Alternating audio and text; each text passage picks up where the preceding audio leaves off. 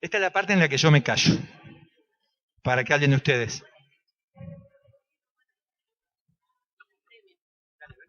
Que como poder se puede, pero los premios, o sea, el tiempo de la escuela también apremia, y en las circunstancias sociales en las que estamos ahora, la escuela se ve sumergida en un montón de otras cuestiones sociales que hacen que por ahí lo pedagógico se desvirtúe más de lo previsto, que tengamos que atender a otras cuestiones y a la vez también justificamos lo pedagógico en virtud a las cuestiones sociales que están pasando.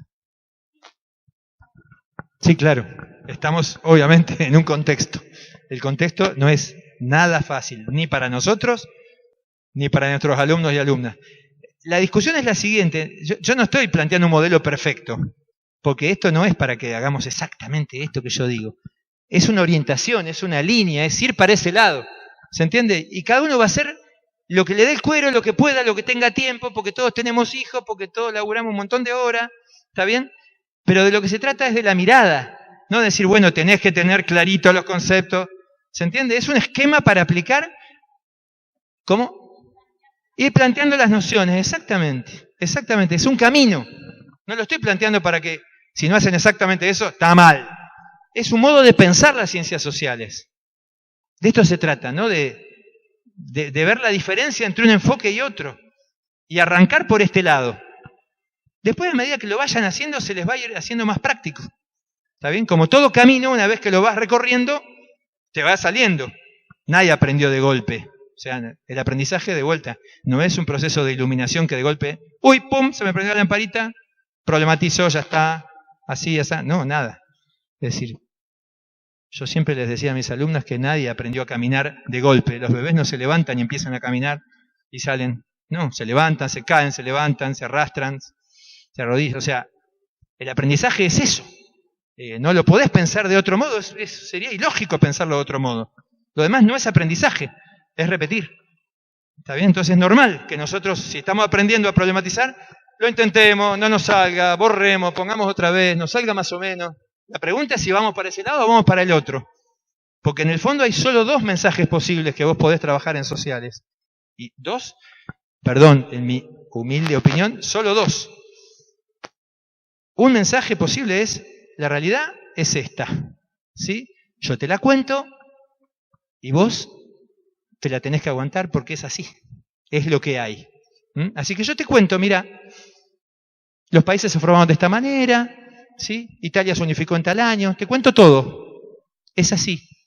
No sé ni por qué pasó ni qué tiene que ver con el presente, es así.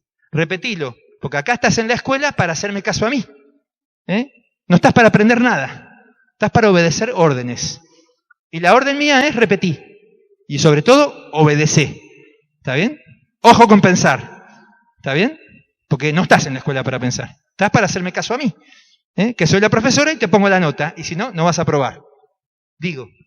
Lo digo así, con todas las letras. Otro camino posible es el opuesto. Estamos acá para tratar de comprender qué está pasando alrededor nuestro, qué pasa en el mundo, para leer esta realidad. Y entonces nosotros y los alumnos y las alumnas son sujetos de esta realidad. Y esta realidad es la que es porque tiene una historia. Y tiene una historia que forjó este presente y nosotros somos sujetos que podemos cambiar este presente y modificar hacia adelante, hacia el futuro, como dijimos hoy a la mañana. Entonces, en el fondo son solo dos mensajes que podés dar. ¿Me explico? No hay otra vuelta, es así. Después de darle muchas vueltas al asunto, esos programas que vimos hace un ratito, el mensaje que están dando es, nene, vos, copiá acá que te va a ir bien. Obedecé que este es el camino. Portate bien. Hacé caso, disciplinate. Es un mensaje profundamente disciplinador. No tiene nada que ver con un alumno crítico y reflexivo, aunque seguramente en la introducción de la planificación diga, el propósito es formar un alumno crítico reflexivo. No tiene nada que ver con eso. ¿Está bien? Por último,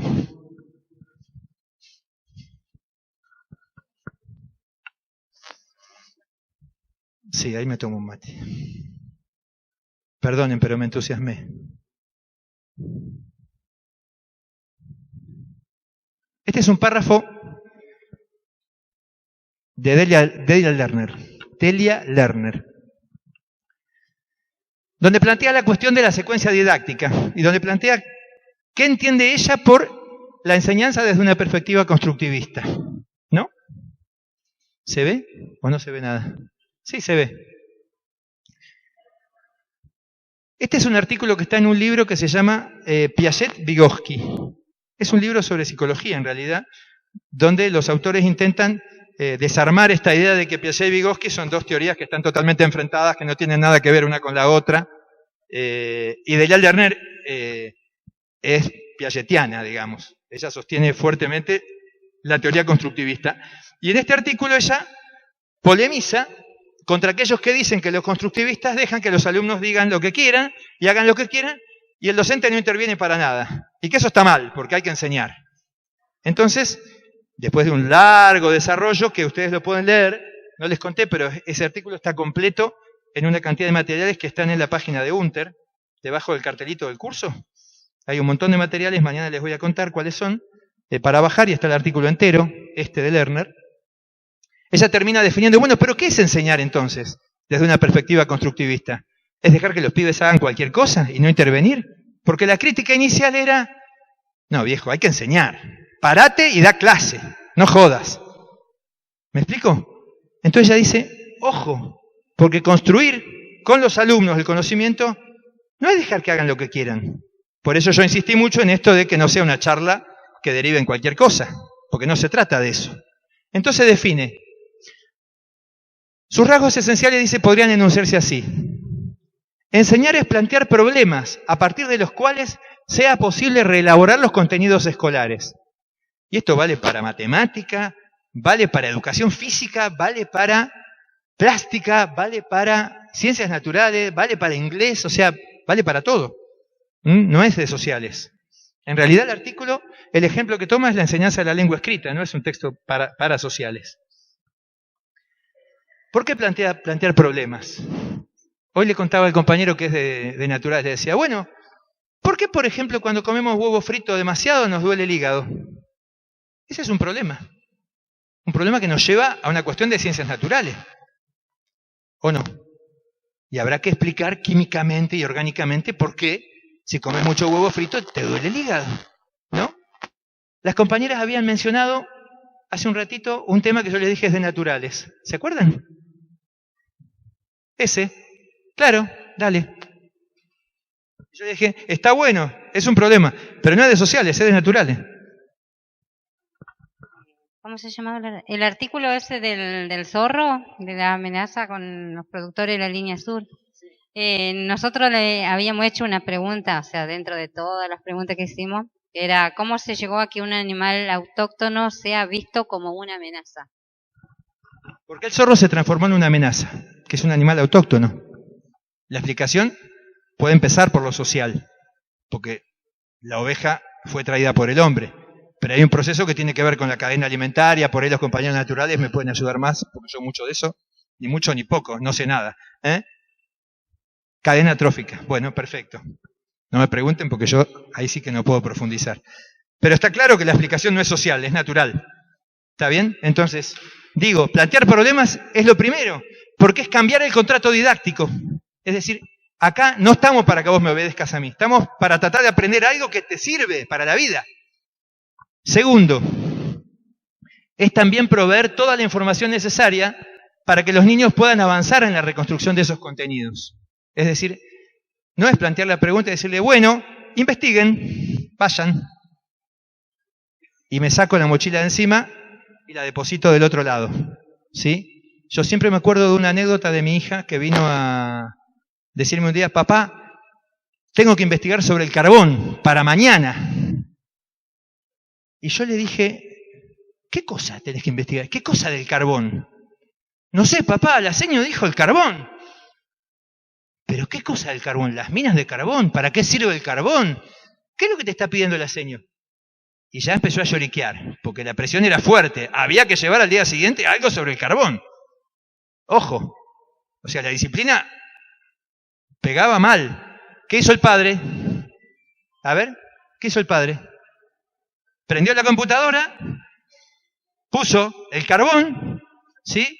Apareció la Wikipedia, prendió la impresora imprimió 50 hojas sobre el carbón y le dijo, toma Malena, llevá sobre el carbón. Ya está. ¿Qué aprendió la piba del carbón? Nada, absolutamente nada. Pero cumplió, que era lo que la escuela le estaba exigiendo, cumplir. ¿Qué hicieron con el carbón? Tercer grado era esto. ¿Qué hicieron con el carbón? Un mapa conceptual. Nadie les enseñó a hacer un mapa conceptual. O sea, era una locura. Después yo vi pegados en las paredes los mapas conceptuales. Nadie les había enseñado a armar un mapa conceptual. O sea, era todo un sinsentido. Todo un sinsentido. ¿Para qué? Para cumplir, para hacer como que enseñamos, para hacer como que aprenden. ¿Se entiende? Una mímica. Bueno, para mí ser docente no es eso. Disculpen, pero es mi mirada del asunto. ¿Está bien? Sigo con Lerner. Entonces, proveer toda la información necesaria no es decirles investiguen, trae sobre el carbón.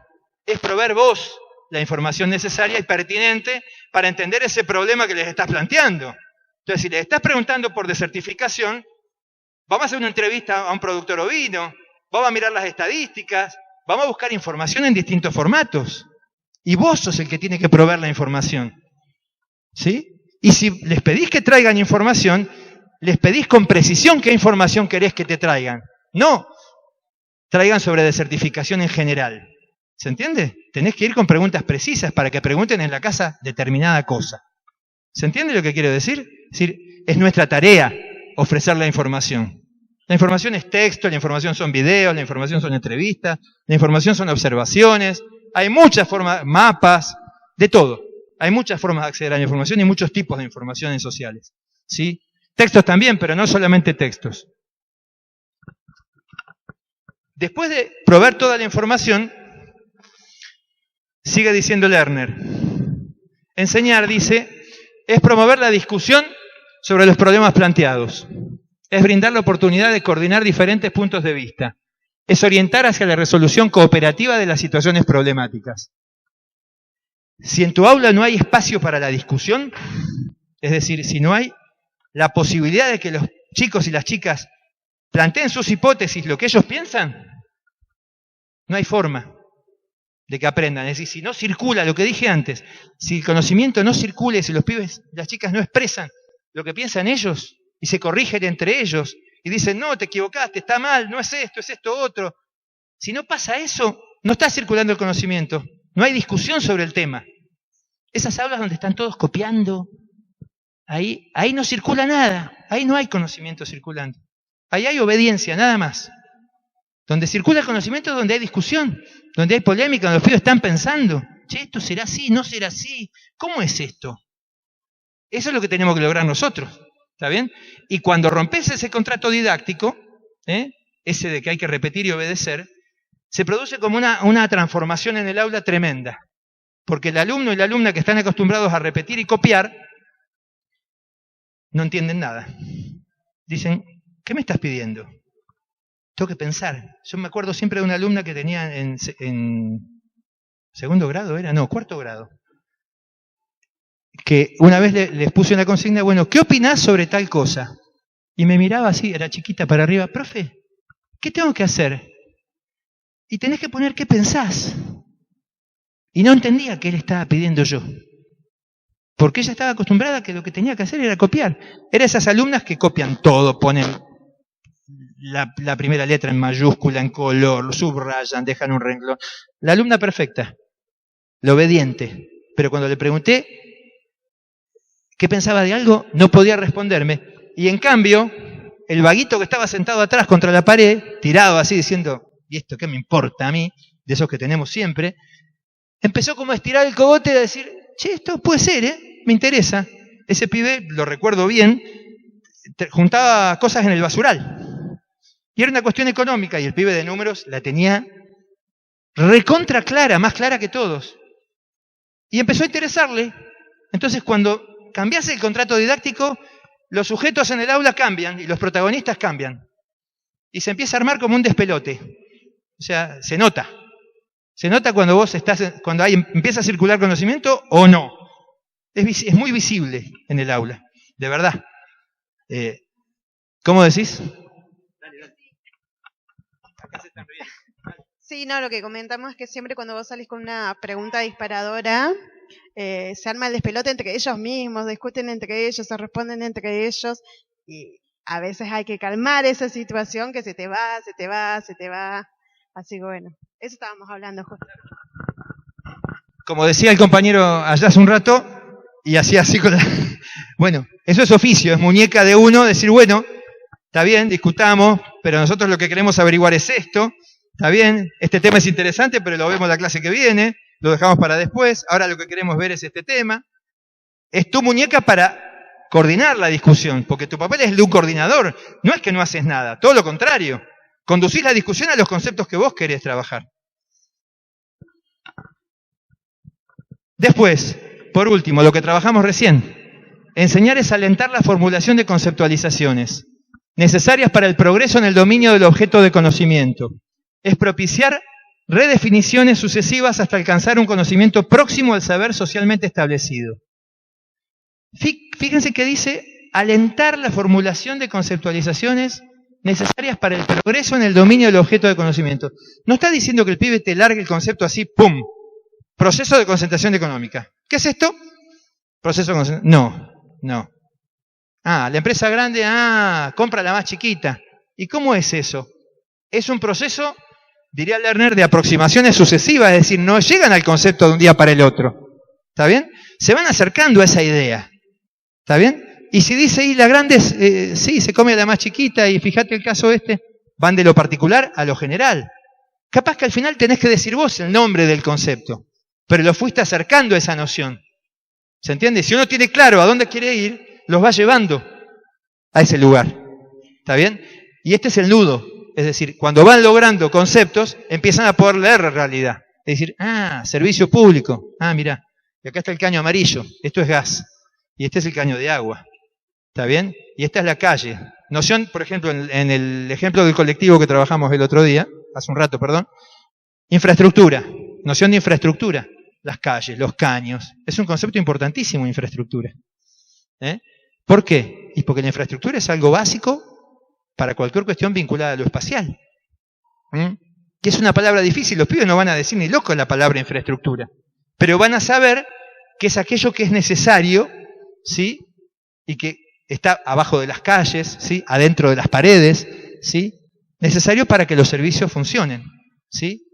Hicimos una planificación, me acuerdo, con el tema de infraestructura, cuyo tema era ¿por qué cuando apretás el botón se prende la luz? ¿Por qué cuando apretan el botón se prende la luz? Porque ¿qué es magia? ¿Cómo es que tocas ahí y se prende la luz? ¿Es mágico? Bueno, ¿para qué? Para enseñar todo el proceso de producción de electricidad. ¿Está bien? ¿Cómo?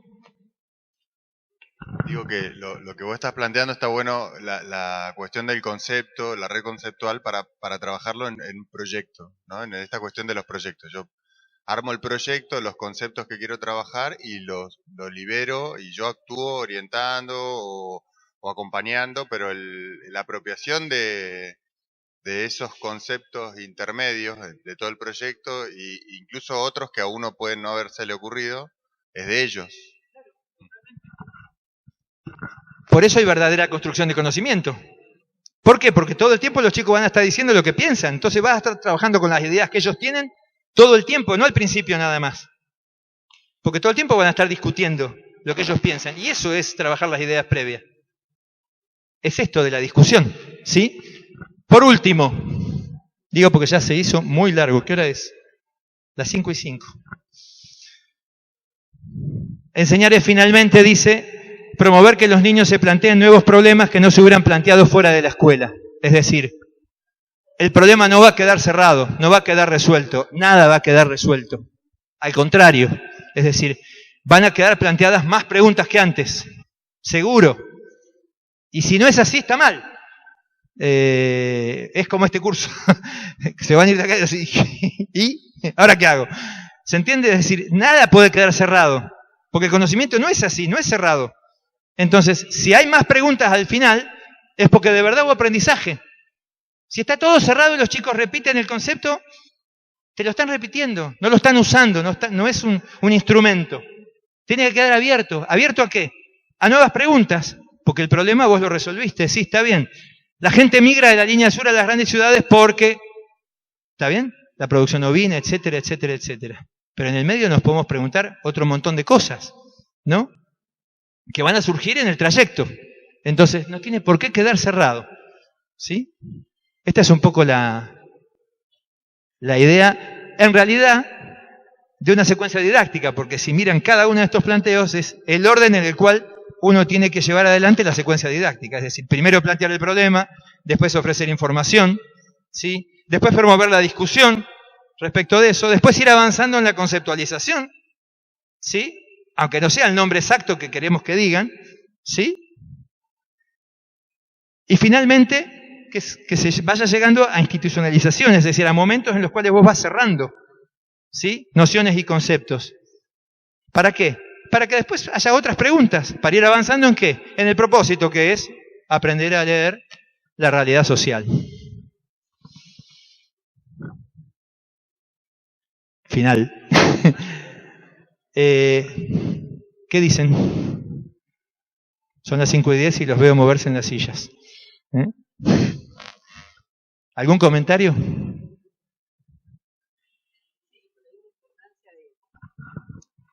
Primero, en lo anterior, que decía esto de aproximarse al saber socialmente establecido. Es una aproximación.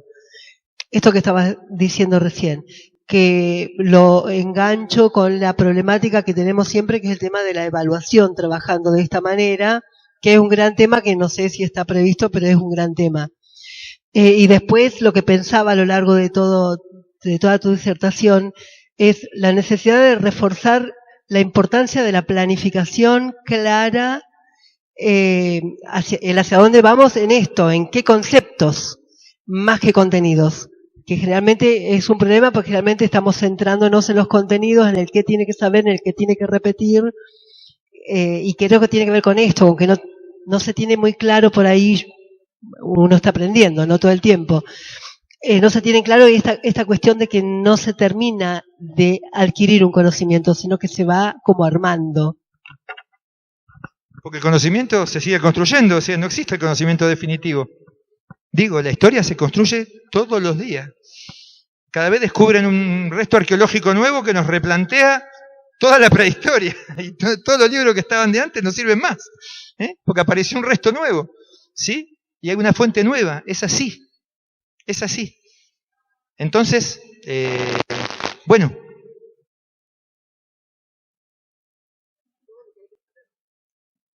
Tampoco hay que saber tanto. Tampoco hay que saber todo, tampoco es un imposible. Es decir, vos tenés que trabajar sobre una cuestión. Por eso, si pones el foco sobre una cuestión, vas a trabajar nociones que van a ser transferidas a muchas otras situaciones. No tenés que saber todo, ni hacer una planificación de 15 unidades, no sirve para nada. Con trabajar 3 unidades en el año te alcanza y te sobra para trabajar una cantidad de nociones enormes. Si me esperan 2 minutos, les cuento una sola anécdota al respecto. Cuando hice mi primer material, el primer libro que yo hice se llama Neuquén para chicos y grandes. Y me planteé esta discusión. Dije, ¿qué hago? Agarro el diseño. Y entonces lo hago de acuerdo a lo que dice el diseño, para que sirva para la escuela. Cuando me puse a mirar el diseño dije, no, esto a mí no me sirve. Entonces, ¿yo qué hice? Dije, voy a pensar en los grandes problemas que tiene la provincia de Neuquén según mi opinión. Entonces armé un libro en base a 5 preguntas. ¿Sí?